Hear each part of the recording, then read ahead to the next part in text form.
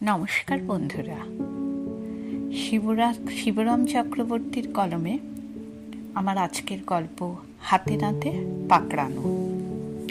অনিরুদ্ধ সেন মঙ্গলা লেনের একটা একতলা ফ্ল্যাটে একটিমাত্র চাকর নিয়ে একলাটি থাকতেন। মোড়ের রেস্তোরাঁর কোণে বসে করঞ্জাক্ষ খবরের কাগজটা নিয়ে পড়ছিলেন বলা যায় না ঠিক, কাগজখানাকে নিয়ে পড়েছিলেন। কাগজের ফাঁক দিয়ে খবর নিচ্ছিলেন বুঝি কারো। তার নজর ছিল কাগজে নয়, অনিরুদ্ধর বাড়ির আওতায়। খানিক পরে চাকরটা থলে হাতে বেরিয়ে গেল। তিনি দেখলেন, বাজারেই যাক বা রেশন আনতেই রেস্তোরাঁ থেকে উঠে তখন করঞ্জাক্ষ পাশের ডাক্তারখানা থেকে কাকে যেন ফোন করে। তারপরে অনিরুদ্ধর দরজায় গিয়ে কড়া নাড়লেন। অনিরুদ্ধকেই এসে দরজা খুলে দিতে হলো। অনিরুদ্ধবাবু? প্রশ্নের সঙ্গে সঙ্গে করঞ্জাক্ষ পরিচয় দিলেন নিজের। আমার নাম করঞ্জাক্ষ বোস, আমি একজন ডিটেকটিভ। অতুল দত্তের বিষয়ে জানতে এসেছি।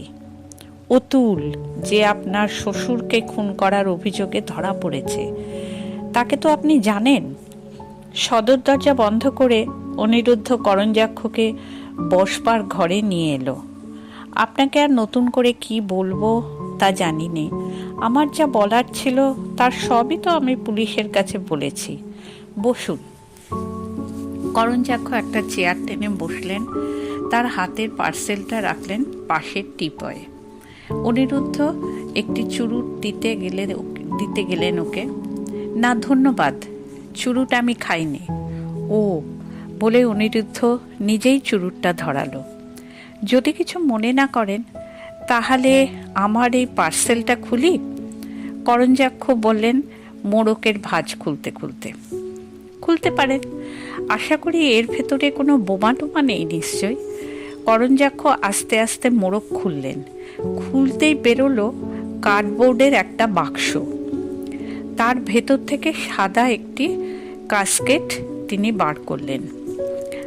আর একটি কি যেন তার ভেতরে থেকে গেল, কিন্তু সেটাকে তিনি নাড়লেন না, শুধু এই কাস্কেটটিকে বার করে রাখলেন টেবিলের ওপরে।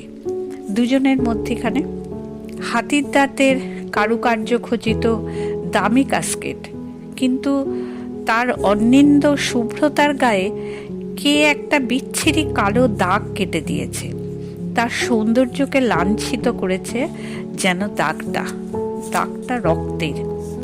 কাস্কেটটা দেখে অনিরুদ্ধ ভ্রু কুঞ্চিত হলে, ওই জিনিসটা, ওটা আবার এখানে কেন এনেছেন? চিনতে পেরেছেন দেখছি। আপনার শ্বশুরমশাইয়ের পড়ার ঘরে থাকতো এটা, তার ডেস্কের ওপরেই, তাই না? হ্যাঁ, সেখানেই তো। গত বছর জামাই ষষ্ঠীর পর তার কন্যাকে নিয়ে যখন চলে আসি তখনও সেটা সেখানেই দেখেছিলাম। তারপর আর জাননি না। তখন এটা কোথায় দেখেছিলেন মনে নেই? সবৎসরে শ্বশুরালয়ে সেই একদিনই যা আমার যাওয়া। একটু যেন তোতলাচ্ছিলেন। তারপরের কথা তো আপনাকে আমি বলতে পারবো না। তারপরে যে এটা উনি কোথায় রেখেছিলেন, সেইখানেই, সেই ডেস্কেই বরাবর ছিল, জানালেন করঞ্জাক্ষ বোস। তাহলেও এটা আপনি কবে শেষ দেখেছিলেন বললেন? বললুম তো, জামাই ষষ্ঠীর দিনে, গত বছরের জ্যৈষ্ঠ মাসে। কিন্তু এটাকে নিয়ে কথা বাড়াচ্ছেন কেন?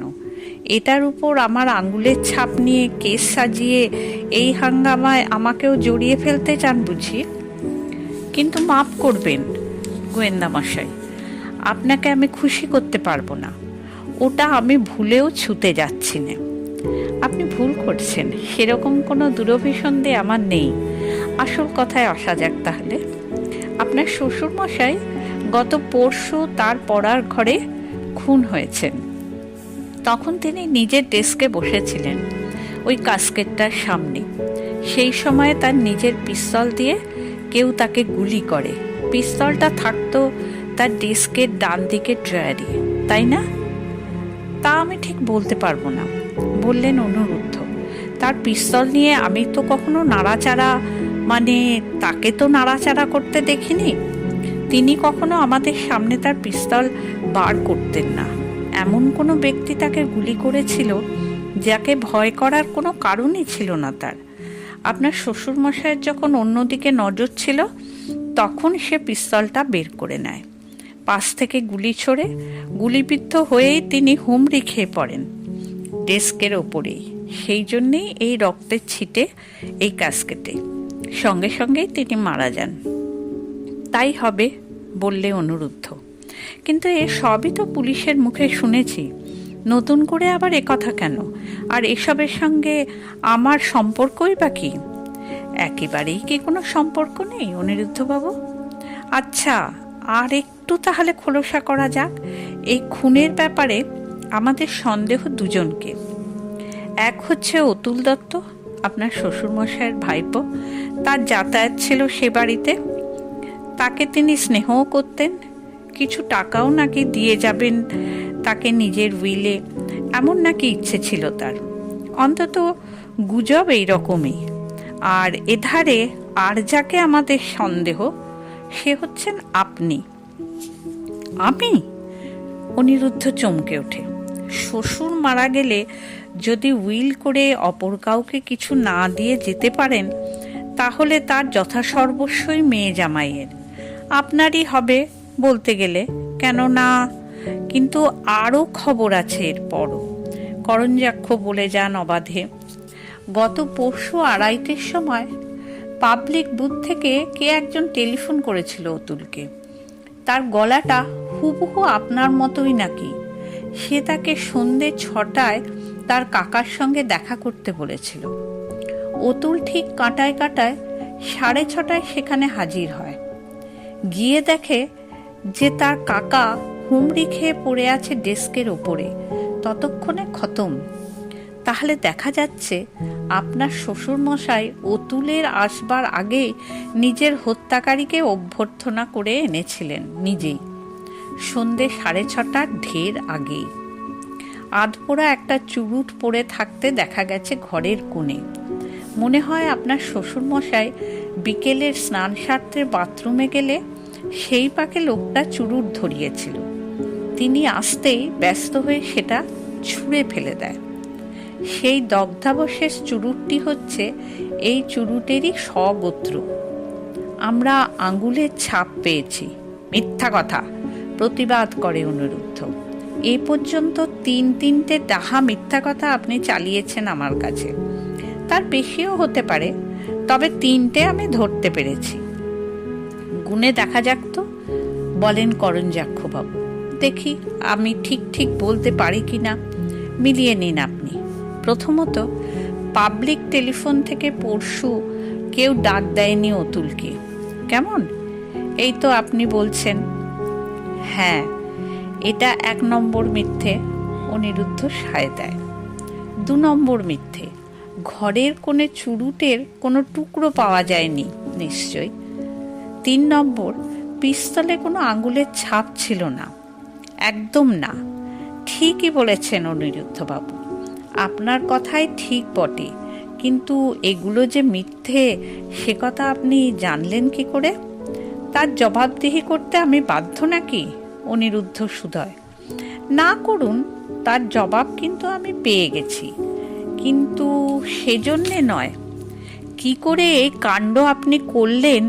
অবশ্যই অতুল সম্পত্তির লোভে মানুষ করে কিনা জানি না।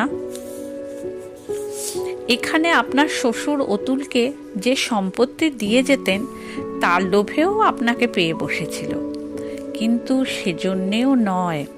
পিস্তলে আঙুলের ছাপ না বসিয়ে কি করে গুলি বসাতে পারলেন তাই ভেবে আমি অবাক হচ্ছি।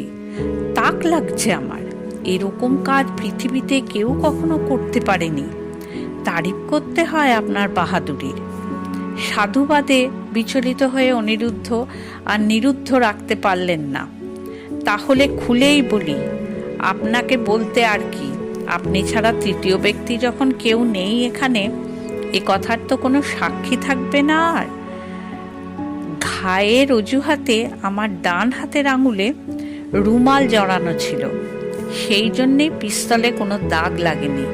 তাই আপনারা হাতে পেয়েও এই দাগি আসামিটিকে ধরলেও আদালতে নিয়ে গিয়ে খাড়া করতে পারছেন না তাকে, সাক্ষ্য প্রমাণের অভাবেই। কিন্তু আপনার এই স্বীকারোক্তি দ্বারাই করণযাক্ষ বলতে যান। স্বীকারোক্তি? কিসের স্বীকারোক্তি? বলেছি যে তার প্রমাণ কি? প্রমাণ? তার প্রমাণ এই মোড়কের মধ্যেই। যা যা আপনি বলেছেন আর আমি বলেছি তার সমস্তই আমাদের কণ্ঠস্বরের সঙ্গে রেকর্ড হয়ে গেছে এর মধ্যেকার রেকর্ডিং যন্ত্রে। এই টেপ রেকর্ডারটি আমাদের সাক্ষী। আর এখানে আসবার আগেই আমি ফোন করে এসেছি লালবাজারে। এখনই পুলিশের গাড়ি আপনাকে নিতে আসছে।